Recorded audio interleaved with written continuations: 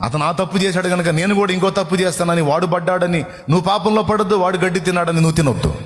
నీ నీతిని నువ్వు కాపాడుకో, ఎందుకంటే నిన్ను దేవుడు చూస్తున్నాడు. నీ నిజాయితీని నువ్వు కాపాడుకు, నిన్ను దేవుడు చూస్తున్నాడు. నువ్వు మోసపోయావు కానీ మోసం చేయలా, నీకు న్యాయం నా దేవుడు తీరుస్తాడు. దానికోసం ఎవరెవరు మాటలో నమ్మి ఏదేదో అడుగులు వేయొద్దు. ఇవన్నీ కూడా ఇతరుల చేత మనం మోసపోయే పరిస్థితులు అన్నమాట. అట్లా చేయొద్దు. ఇతరులు కల్పించే లాలన మాటలను బట్టి మోసపోవద్దు తమ్ముడు. పిచ్చిదో మంచిదో నీ భార్య నీకు దేవుడిచ్చిన వరం. ఇంకా చేతనైతే ఆమెను మౌళ్ళు చేసుకో, ఆమె సాధించుకో, ఆమెతో ఆ జీవితాన్ని కడతీర్చడానికి ఇష్టపడు.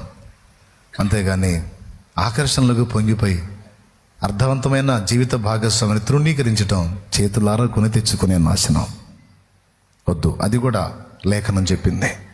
కపటపు మాటలు, లాలన మాటలు, ఇచ్చకపు మాటలు నమ్మొద్దు.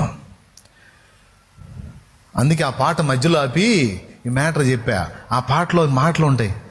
నిన్ను చూడక ఉండలేననే మాటలు విన్నా.